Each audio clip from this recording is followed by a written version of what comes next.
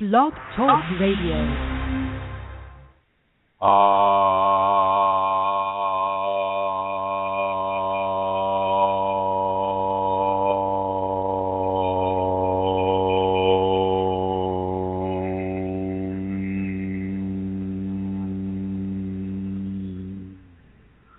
Hello, everyone, and welcome to this broadcast of a conversation about your Kundalini awakening experiences.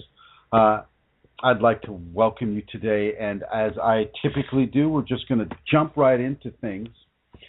For those of you that have had the Kundalini come upon them spontaneously, your whole life has been lived to prepare you for this moment.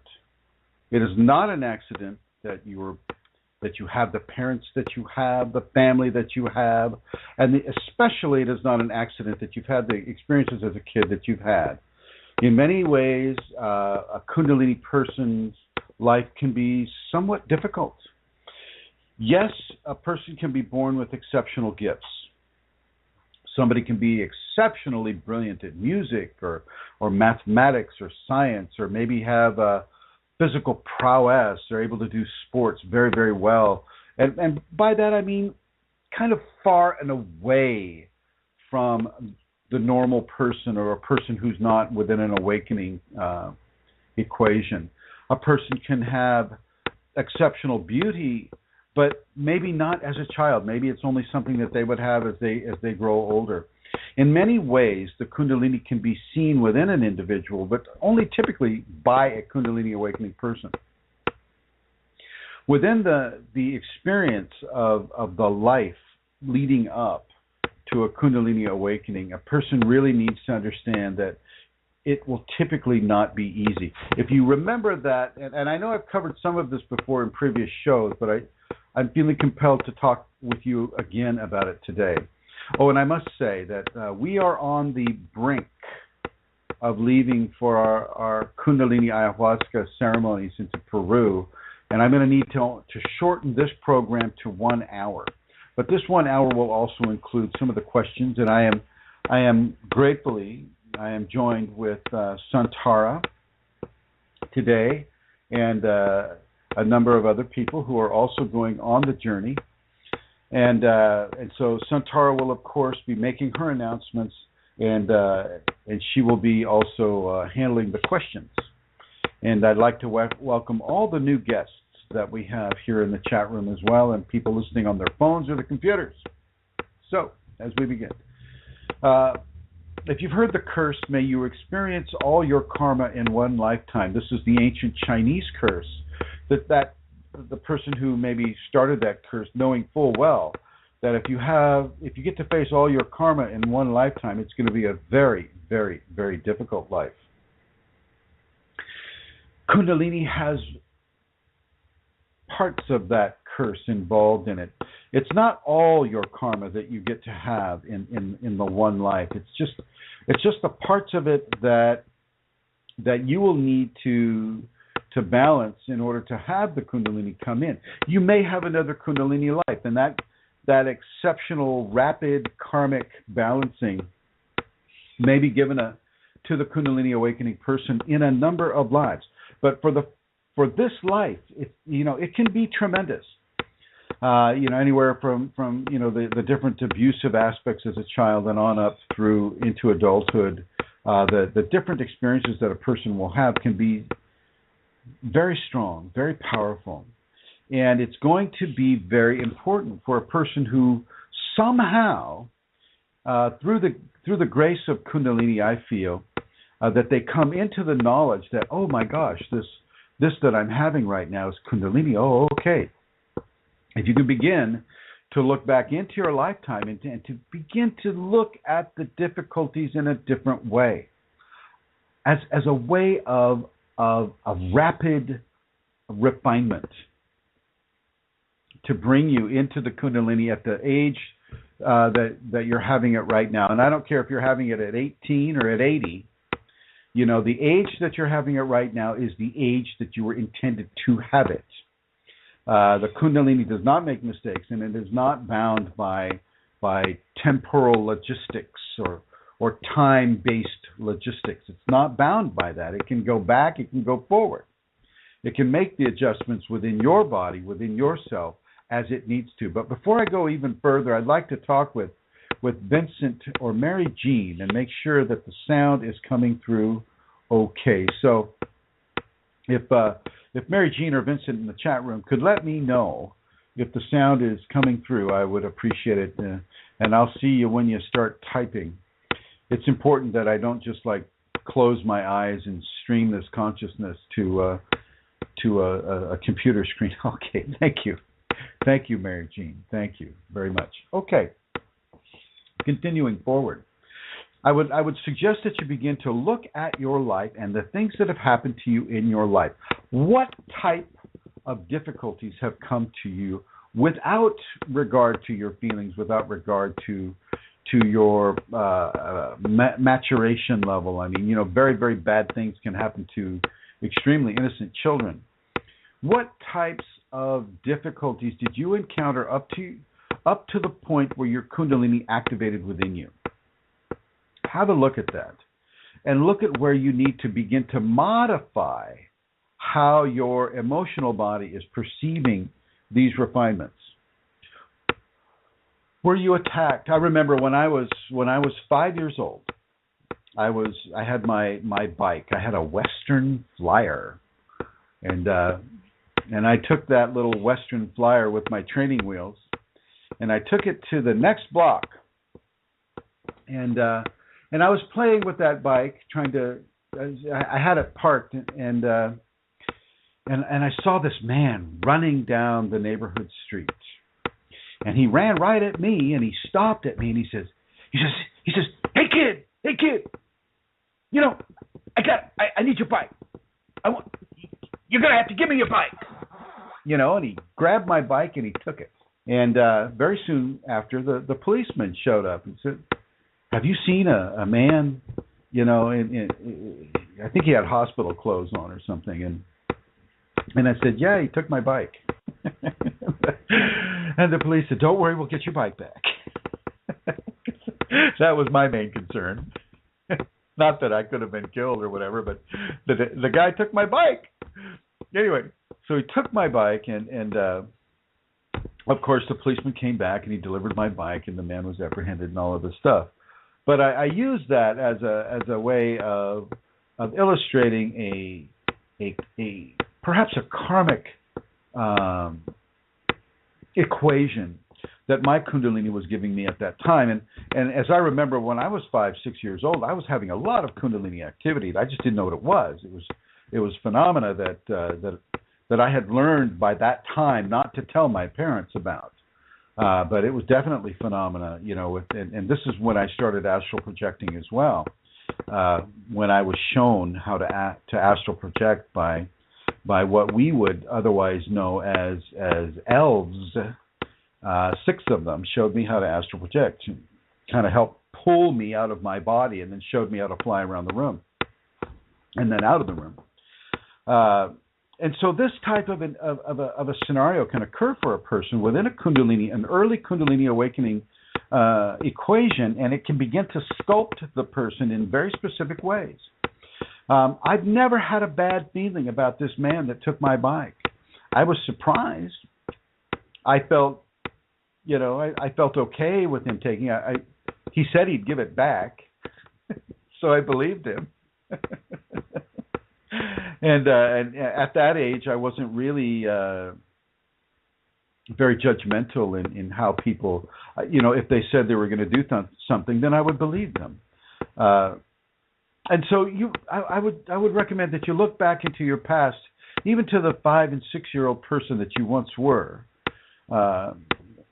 and look at some of the things that may have happened to you that were traumatizing, even some of the extremely traumatizing things. And I don't want to go into detail with that, but everything from the physical abuse, the sexual abuse, the emotional abuse, those different things. Wow, what was that? What was that? I think I better just a second there. I got to get rid of that sound. Boom. Okay. Have a look at those areas in your life. What happened to you? And now that you have the Kundalini and you're looking back at these areas in your life, what happened to you and how did they fit into your Kundalini karmic equation? And begin to become okay with it to the degree that you can. If it's a level of abuse that is so severe that you know you can't even go there, well, just take it really, really, really slow, and talk with your Kundalini, and say. And when I say talk with your Kundalini, I really mean it. I mean say, Kundalini in me. How am I supposed to? How would you help me to receive this yourself within me, and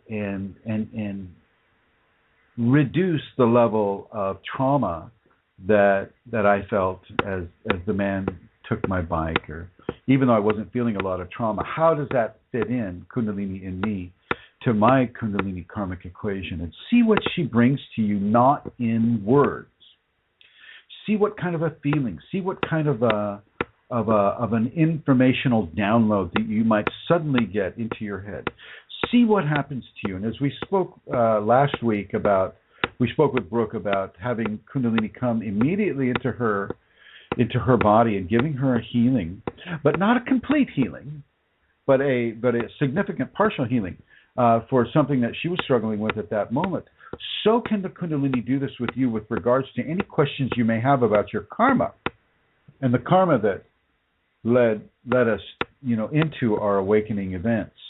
And so I'd really like to suggest you do this just to begin to restore some cognitive balance that a person may have coming out of a Kundalini lifetime, and reviewing their life and going, oh my God, I had such a terrible, horrible lifetime up to this point. And then to begin to initiate those forgivenesses, and then begin to initiate a level of knowledge and understanding. And as I've said previously in other shows, information is power within your Kundalini equation. And I mean personal information. I'm not talking about who's going to win the presidential election in whatever country you're in. I'm talking about you and the reason why certain things may have happened to you. And it doesn't mean that everything that happened to you as a child you had done to another kid. That's not the point at all. What the point is to accelerate the karma to a degree that a person can burn loads of karma in a very short period of time, which would be one life, which takes us right back to that Chinese curse. And so if a person had the different levels of abuse I was discussing as a child, you don't need to think that you were doing that to another person in another life. That I'm not saying that it's impossible. I'm not saying that that's impossible, but I am saying that the Kundalini can combine specific karmic events that you will pay for, as Edgar Casey said, but in every jot and tittle you will pay for that. And it can arrange very, very specific sequences and activities in your experience of life that will govern the amount of karma that you're burning. And so as you look back on your life now, it's very important, I think, for you to begin to find some of that inner balance. Some of you may have been depressed for the last decade.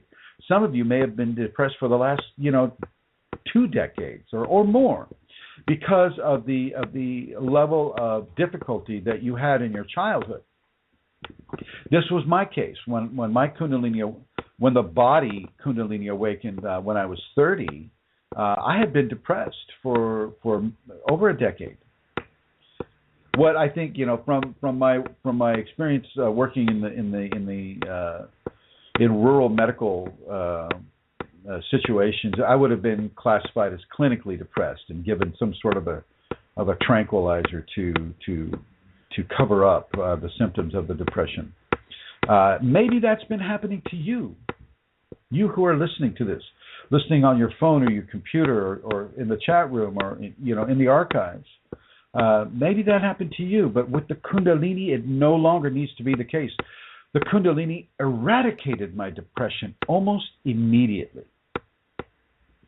And that depression that you've been feeling throughout your life, if you have indeed been feeling that, that can also be a karmic balancing that is in place.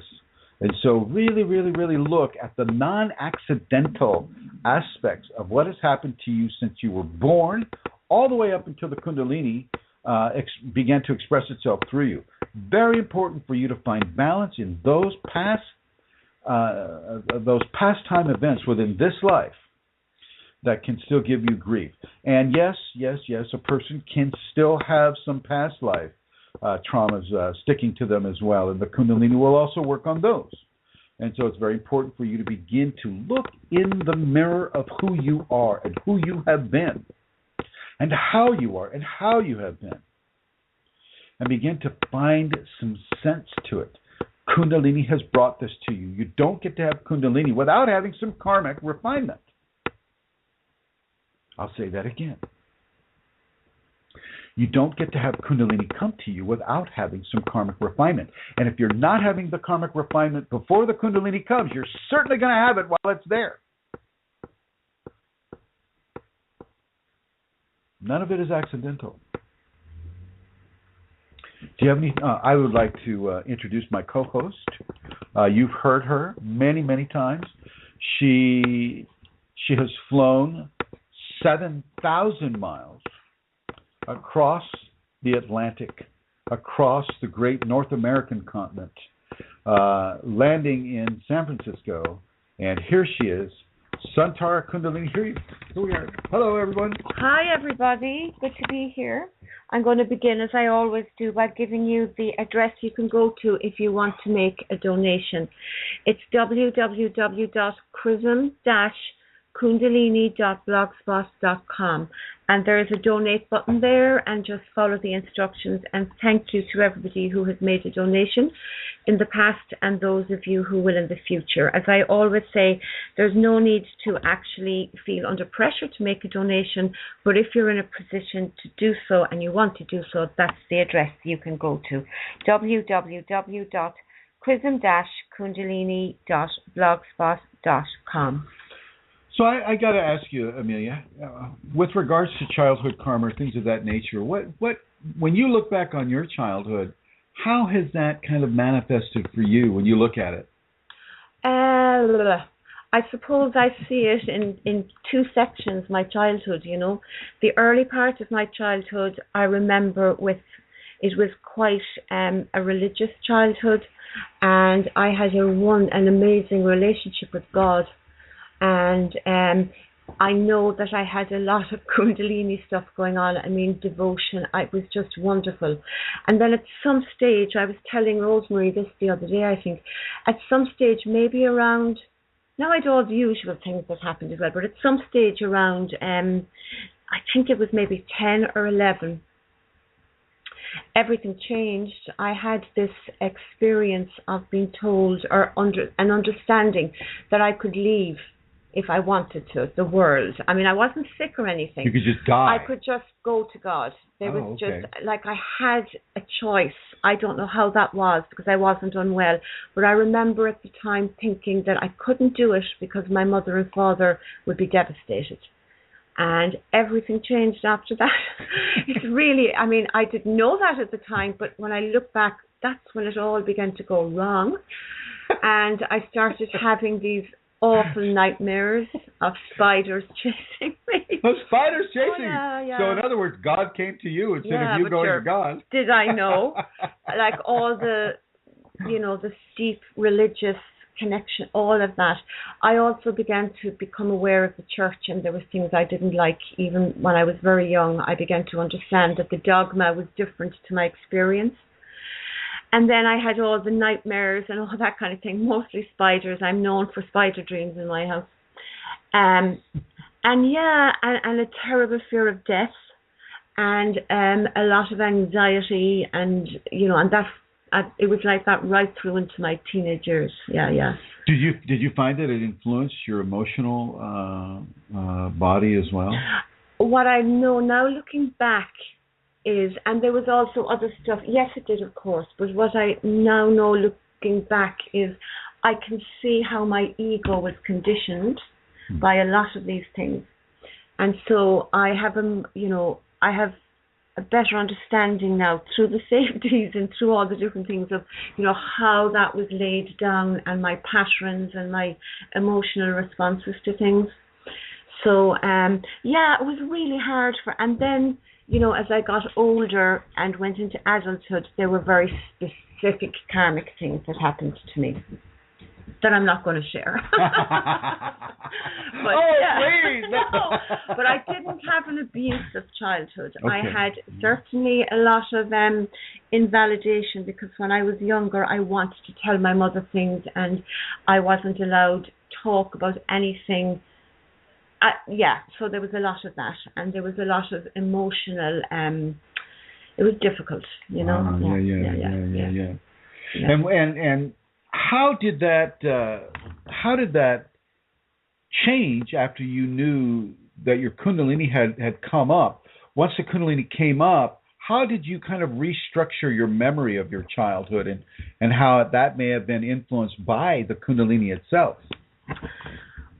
Well, I suppose that took a while, Chrism, because it wasn't something that came to me straight away. Like, I had from 1999 until 2006, I had intense, really, really severe, I'm not going to say it was a frag, but it was huge change in my life. It was just one thing after another, people dying, all kinds of things. And then the Kundalini, and there was a lot of, I don't know if I'm even answering your question now, but there was a lot of stuff began to happen around my childhood, and I had to look at my family of origin, and I had to do a lot of forgiveness and a lot of that sort of thing before the Kundalini awakened. There was a lot of activation going on, but I hadn't a clue. And then after the Kundalini awakened, well, you see, when the Kundalini awakened, it was like I was back in my child. I mean, I knew about God again, and I knew that this had been, I was one with God. We've talked about this before. And then, so I knew all my fear went, I never had fear of death after that experience. I still don't, which is incredible because I had up until that point of time. I was terrified. What was your question? It was about karma. Yeah, so about my childhood. So I had a lot of stuff. The Kundalini had been working me with this for a while. And then, so I had forgiven a lot of things that had occurred. And I began to see clearer. And I have to tell you, I'm always saying at the safeties, when you really do the safeties and when you really do the forgivenesses and the recapitulation, you start doing recapitulation, which I began to do in a conscious way, through you directing me to.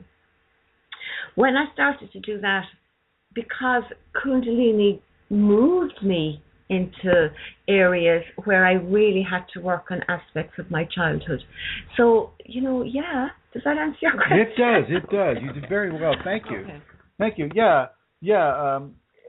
And there's another type of a childhood lifetime that can come in that is totally karmically motivated too. And today we are joined by Her Holiness, the Mother Superior of the world, of the cosmos, Her Holiness Rosemary Goliath. And Rosemary, my understanding is that as you're the second oldest child of 6, and all girls. And I'm going to go ahead and let you tell the story. But you were motivated into leadership positions earlier in life simply because I guess those shoes needed to be filled. Is that right? Yes, that's interesting because I was thinking of that a few minutes ago. How service in my family. It was not outside, but there were 6 of us in our family, and it was a lot for my mother to do, and my dad was not really helpful or didn't seem responsible. And I actually, I was told in my adult life that I had dethroned my older sister as the oldest because I did that. Dethroned. Yeah, and I was taller than her, and people always thought I was oldest. So that, and my grandmother, this is when I was about 3, I think, she had a gallbladder surgery. And she lived with us and was helping our mother with us, and then had to leave when there became more of us and there wasn't room for her. But she had this gallbladder and she was in bed, and she would tell everybody about me, and this really reinforces some of those habits that you have. She's told everybody I was her little angel, or I was her nurse. I was her little nurse. And I remember seeing her there and not able to get up and around. And I said, Grandma, what could I do for you? And I don't know whether she told me or I said, and I got her a glass of water. And I remember when she moved that it was a little hard for me just for her to be gone, and she had to live with her son, and we would go visit her there. And I remember earlier years too in the family just getting into trouble. And now how do you see that within your current Kundalini activation period? How do you see that, and how does that begin to drive you into what occurred to you when you were 15 and you joined the convent? Well, this grandma also taught us how to pray. And her room was with us. There were at least 4 of us by then, and we all were quiet till we said our prayers at night. And she was of service too, provided some in a different way in the church in her prayer. So when I was 15, and I went to a Catholic school also and had that nurtured there, but I heard a speaker come who said about the struggle, if you were having a struggle with this and denying that, and it wouldn't be you, that was a sign of God's voice there for you, that you don't talk to nothing, I was responding, and I said, oh my goodness, she's talking to me. And that was not my plan, and I didn't even tell anybody for 2.5 more years, but it was there in my heart, and I was listening. And just when the right time came, I had 10 days before my classmates were received into this very initial stage in their senior year. And so I went to the religion teacher and told her I thought God wanted me to be a nun. And I knew that if I didn't act on that then, I wouldn't ever do it. And so this is great, Rosemary. Thank you, Santara and Rosemary. And it really leads us because, Rosemary's Kundalini activated right now. Santara is in the awakening stage. And it's very, very interesting to see how the Kundalini begins to align us in different ways with different karmas. It's very important that you do not compare your equation with somebody else's. You can't come up to me and say, oh, geez, how come my equation is so hard and Rosemary's, all she had to do was join a church. Not minimizing that, Rosemary. You cannot do comparisons. You cannot do karmic competitions with each other. You are as unique as a snowflake. Every snowflake that comes from the sky is a unique and individual snowflake. No two are alike, and no two individuals are alike either, and therefore no two sets of karma are alike. And so, even though Rosemary had her experiences, I had mine, Amelia had hers, in no way are they comparable, and yet they came to a very similar conclusion with regards to Kundalini. The Kundalini is that joiner, that force that creates oneness within its own expressive diversity. Oneness within diversity. The two that are one and the one that is two is the ancient equation. Very important for you to understand this. And because we have an hour show, ding, ding, ding, ding, ding, ding, ding, it is time for the question and answer period. Okay. I just want to say the common thing I have with Rosemary is I also have 5 sisters. I'm the eldest of 6. So, There you go. Okay, so this is interesting because it's kind of connected. I'll begin. It's slightly long. I have not had the spinal sweep yet, but I know that I have been active since childhood. I do think that it was waiting for me to find a teacher and the groups until my loneliness disappeared. So my tailbone has been broken many times since childhood. What can I do besides the safeties so that it won't be sore all the time? And why is it so sore, although I am surrendering to the pain? Well, first of all, I want to give you my condolences for having that tailbone broken. It is not pleasant. If any of us have fallen hard on our tailbone, you know exactly what I'm talking about, because I have fallen on that tailbone off of a forklift. Okay, so if you've broken your tailbone in many places, yeah, that could very easily initiate a Kundalini response in a person. And once again, you know, that would not be an accidental thing. That would be a very, very strong karmic development within a person. And so that would and could, and I won't say it does it to everyone. Okay, I'm not going to be absolutist with this, but I will say that it's one of the common mechanisms of Kundalini awakening that uses an assaultive type of karmic approach upon the physical body, i.e., the tailbone.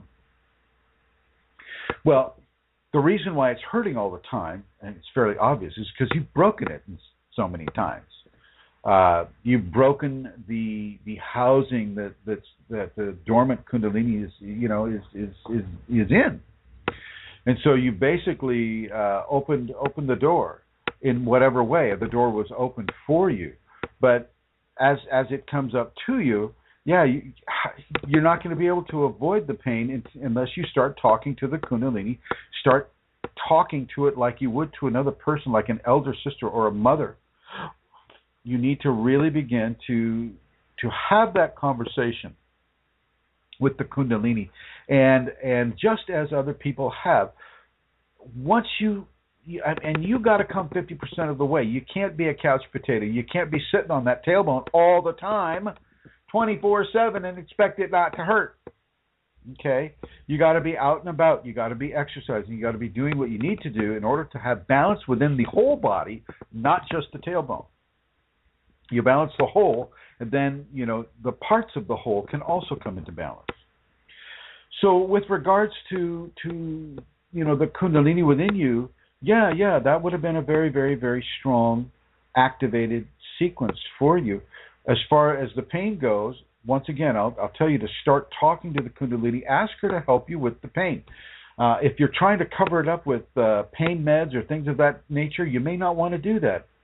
You may, if you can, if it's not so painful that you can't stop taking the pain medications, see if you can hold back on them, and then talk to the Kundalini about that. She can take the pain away instantly. I mean instantly. No waiting. Okay. And the other thing is that when you break the tailbone so many times, you're going to unleash a torrent of karmic activity within you. And I've seen that happen before. I've seen it with devastating results upon the life of the person. And so, if that has happened to you as well, I once again, I want to give you my sympathies. But I also want you to know that it's not accidental, that this is meant to happen. You are balancing karma within the pain. Even having the pain is a form of karmic balancing.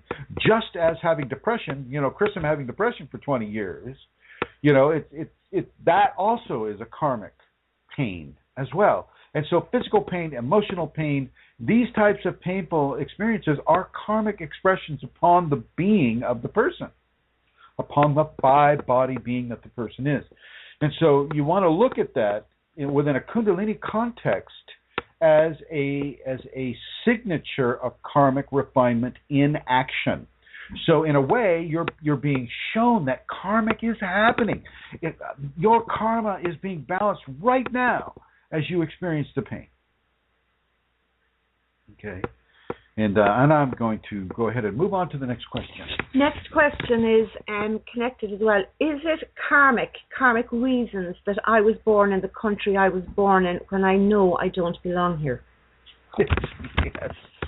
Yes, it is indeed a karmic reason. How do I say this? Sometimes bodies are not as easy to find as you might think. You know, families have certain karmas, countries have certain karmas, cities have certain karmas, and the people that make up those cities and countries have very specific levels of karma coming in and through them. To find a couple of parents that have the right physical signature that allows a Kundalini awakening child to be born may not be so accessible. And also, you may have past life karma to that country.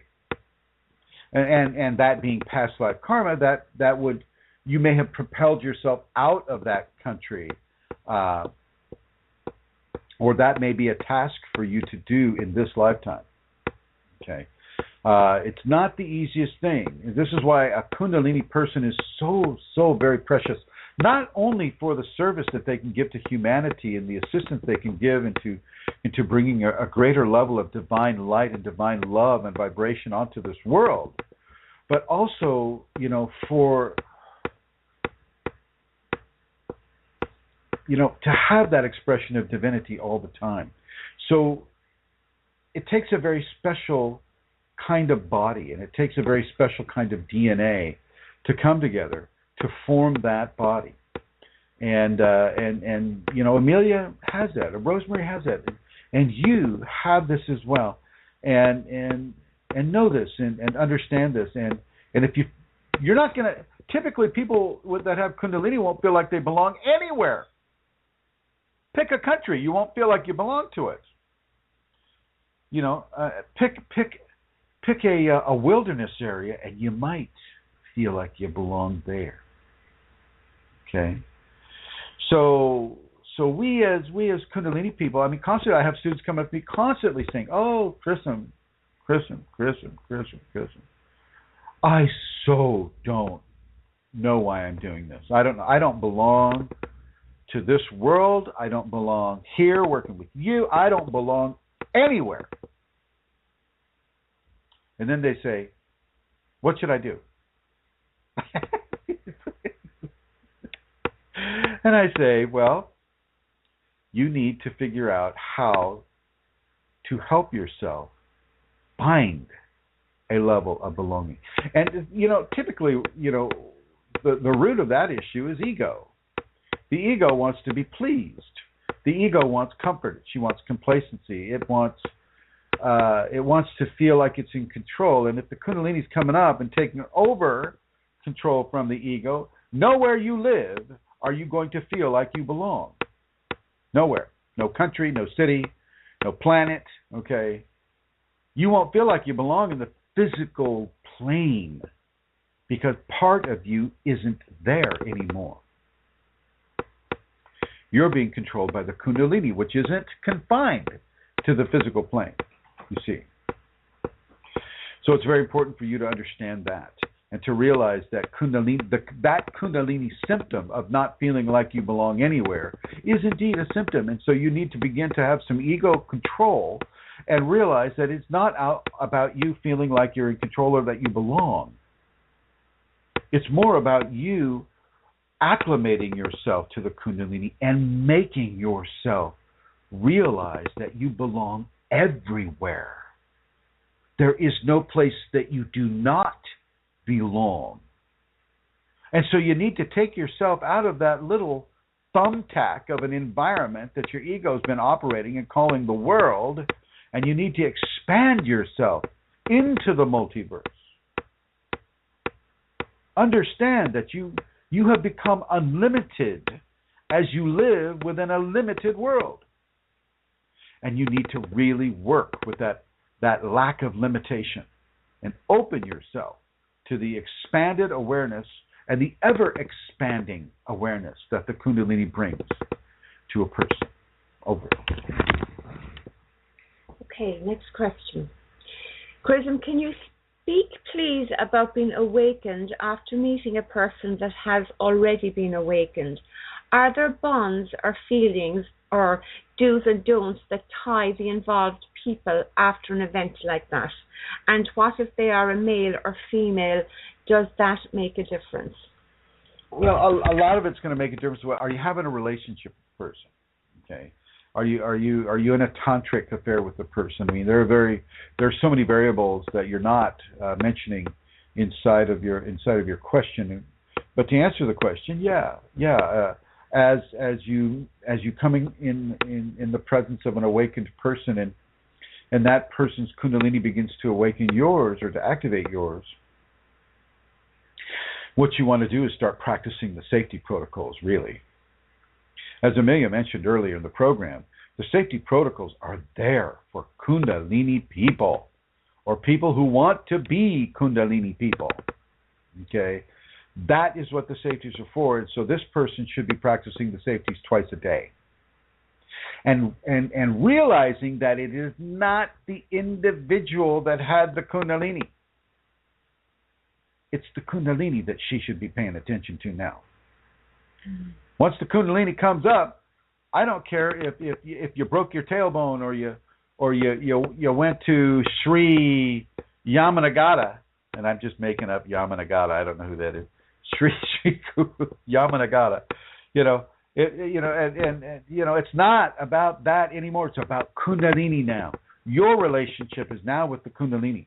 That's the most important relationship you have in your life for the rest of your life and the rest of the lives to come.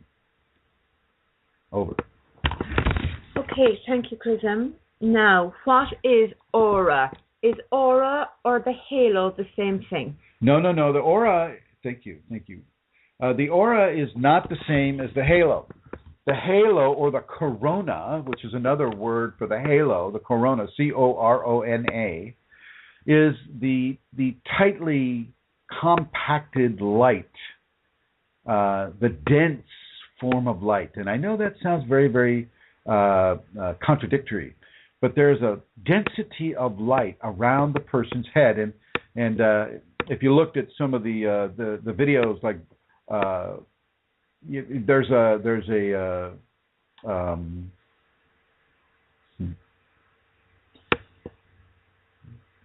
are many chakras on the top of the head. Okay, and when these are expressing in a great volume of expression, a level of light is emitted from each chakra that forms a dense sphere of light around the head. Sometimes you can perceive it. Most times it's other people that will perceive it around you. This corona is not the aura, but it is like a central point of the aura. If you look at the aura as an oval of light around you, you can see the corona as a point of light within that light that is brighter than the aura. The halo, or the corona, is extremely bright. It is as a crown, a lit up crown like a king or a queen would wear, and it is easily the animals see it all the time. They'll look at it all the time. The babies will look at it all the time. People who have different what we would call disabilities, which I don't really believe are disabilities, but they can also see it. They can also see it, and they'll look at and they'll smile at you as you walk past them, and they'll kind of tip their head at you like, "Hey, nicely done," and so on and so forth. And that corona is what they're seeing, that halo of light. And is the aura and the halo related to spirituality? Definitely related to spirituality. Look at any picture of Buddha or Christ or Mary or you choose the holy deity. That corona, that halo, is always depicted as a sign of divine contact upon the flesh. So you betcha it is extreme in its spiritual expression. It is extreme in its level of spiritual effect upon the person. And does the aura indicate any illness, as in, Kirlian photography? Kirlian. Yeah. Kirlian photography, I mean, people, they're trying to bring spirituality into a scientific milieu, and it doesn't always work. Kirlian photography doesn't necessarily photograph anything that is identifiable as Kundalini, I mean, light waves coming off of a person. As far as showing illness, if you're able to look with Kundalini eyes at a person's aura and you can see certain things floating around in their aura, you see pictures. You see pictures, and then if you look at the source of the aura, really is the chakra system. So there are 7 layers to an aura. Okay, and those layers will reflect what frequency of color the chakra is emitting at that time, and it is constantly changing. So for a person to come and just like, oh, Chrism, I see your aura is just this wonderful light, and it's red, and it's green, and it's just sparkling, and oh my gosh. And I'm just going to look at them and say, thank you so much, but the aura is constantly changing. I don't know what you're seeing, but if it's not changing, it's not my aura. The aura doesn't freeze frame itself, so a psychic can look at you. With every thought, with every heartbeat, your aura is pulsing and changing. It is never staying the same, okay, ever. And it's also reflective of your thoughts and your emotional status. No. Lack of an aura can show impending death. Okay, the lack of an aura can show that a person is going to be jerked out of their body in a short time. So that's an important quality for people to realize. So if you get onto an elevator and nobody in that elevator has an aura, you step out of that elevator. You say, oh my gosh, this is my floor after all. Okay. Okay. I never do that. Okay. Not that I really don't see auras anyway, but yeah. Okay, well, Chrism, that's the end of the questions, but I want to give you all that website address again if you would like to make a donation. It's www.chrism-kundalini.blogspot.com. And again, thank you all very much. And that's it from me, Chrism. Thank you, everybody. Thank you, everybody, for showing up. I'm not going to end the show quite yet. We have about 10 minutes to go. And so I really, I would like to encourage anybody on the chat room right now. We have 10 folks on the chat room. So anybody that is typing a question, I want to encourage you to ask that question, and I'll do my best to answer it in the time that we have remaining. Some things I would like to show gratitude for right now. I'd like to show gratitude for Amelia Santara for all the work that she does on the groups, the Facebook groups, and managing, the questions and the answer, and the being such the tremendous co-host that she is. Many thanks, and much gratitude to you. I'd also like to thank Rosemary Goliath for the work and the outreach. She is an extremely able and effective Kundalini arbiter, and she is also, along with Eileen Laurel, an ambassador of the Kundalini to the Minnesota and actually everywhere she goes. This woman can just walk right up to a person, stand next to them, and start talking with them, and it just seems like the most natural thing in the world. These two people have never met before, and yet, there they are just talking about this, talking about that. And I just want to give my gratitude to Rosemary. She's very organized. She keeps me on my toes. She grounds the guru, and she says, "Oh, Chrism, we need to talk about finances." Finances for the Minnesota, for the seminars that we're going to be doing in Minnesota. We will be doing a seminar in Minnesota for those of you in that area of the United States. Also, we'll be doing, we're planning a Berlin Kundalini Awakening seminar. So for those of you in Europe, I strongly encourage you to get a hold of Manisha on Facebook. Her name is Maneesha, Maneesha, twice, and send her a private email and see, to get a level of interest that she is. That she's one of the main planners, and so is another woman named Hannah. And so that will be happening September 3rd of 2016, as if all goes well. And so I would look forward to seeing you, and to after you receive 16 hours of information, giving you a Kundalini activation. But it is not something that you must have. You can come to the seminar and not take the Shaktipat. It's perfectly all right to just start to collect information about what can happen, what it is, what it isn't, and things of that nature. And so I see that that nobody on the chat group has a question. And so I will just continue along the lines right now. A lot of information about entity interaction on the groups at this moment, and I've had some private emails concerning that, so I want to cover some of that right now. Entities, discarnate entities, are what we'll call ghosts or spirits that do not have another body. There's karma to be burned. There's karma to be burned outside of the body as well. So, for instance, if you've been a very, very bad person in this life, you're going to go into a certain level of karmic refinement before you can have a body again.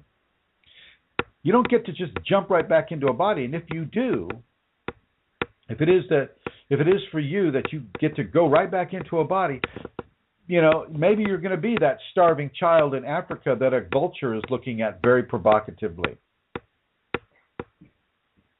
Okay, maybe that's the karma that you have in store for you, and maybe you know about that. Maybe you don't want to do that, and so you stay this wandering spirit, this hungry ghost, and you look for Kundalini people to latch on to, and you look for that experience, and you'll latch onto a Kundalini person, and typically a person that doesn't want to face their karma is somebody has already been corrupt. And that is a corruption. And I have Mary Jean's asking a question. I've never had any entity interactions. Why is that? Well, it doesn't happen to everybody. 40% of the people won't have one. And that could be a karmic thing too, Mary Jean. And it could also be a level of how deeply you're able to go into the Kundalini. You need to look at your environment. Is it safe for you to have the Kundalini in an expressive format all the time? Is it safe for that? And if it's not safe for that, maybe the Kundalini won't allow that to occur quite yet until it is safe, and then, boom, you might start having those entity interactions. And don't think that you're missing anything fun. It is not fun. Anybody. It is not fun to have,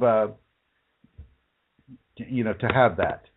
The entity interactions can be very, very, very challenging. And Mary Jean responds, I've had enough problems without entities. Well, okay. Maybe that's something for the future for you, my dear.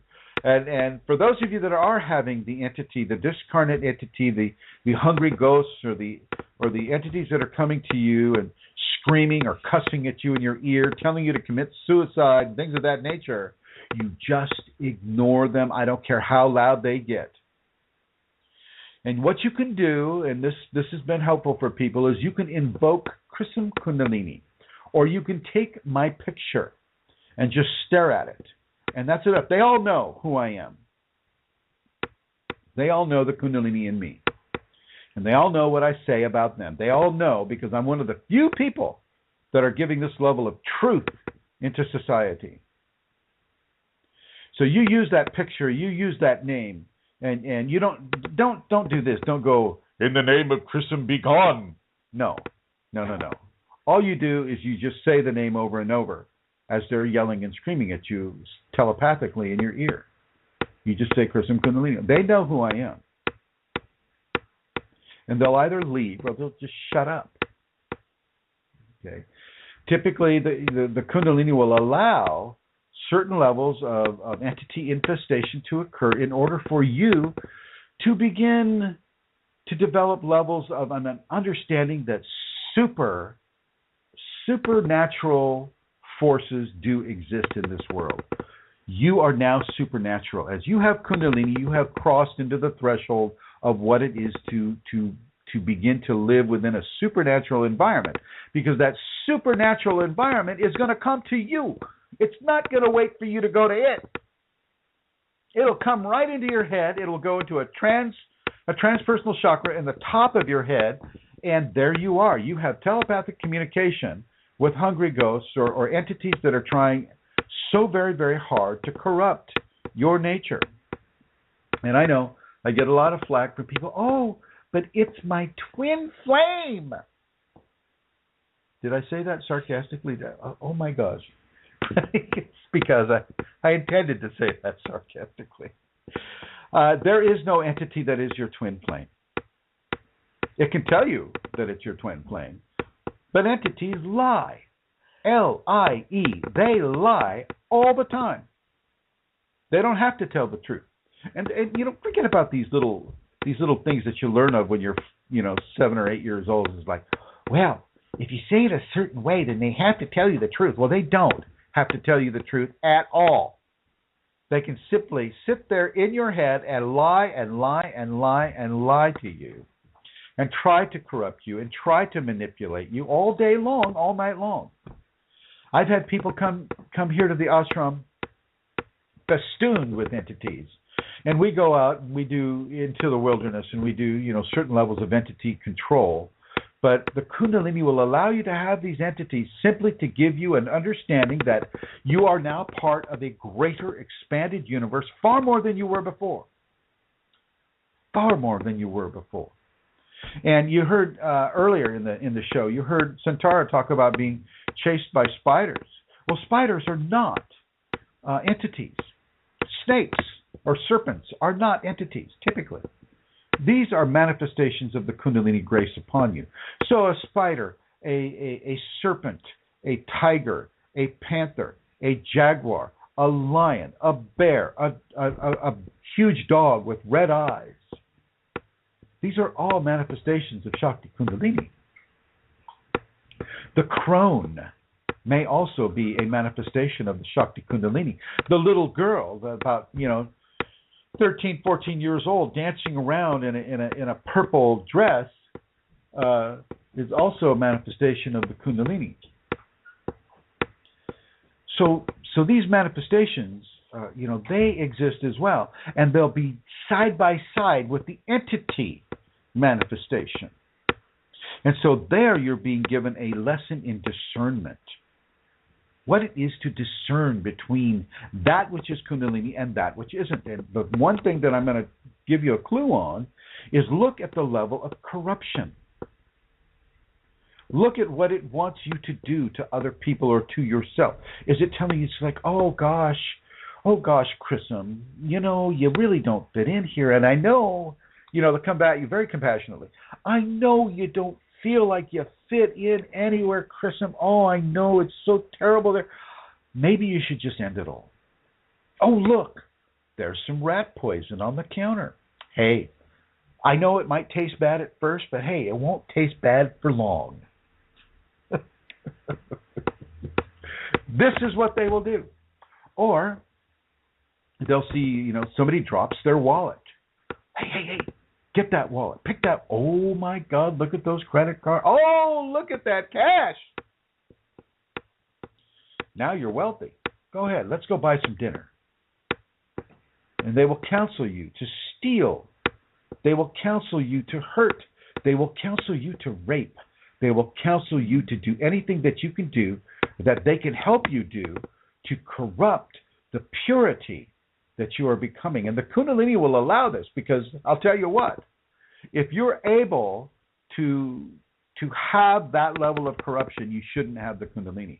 And for those people that have the Kundalini and allow themselves to be corrupted, they are going into a very, very special live hell. Okay? You're going into a very, very current, provocative, difficult level of hell. Because those entities are just going to continue to corrupt you. That is their job now. They have found a Kundalini person that they can corrupt. And they will drive you to alcohol. They will drive you to drugs. They will drive you to do anything that they can have you do as their own special little marionette.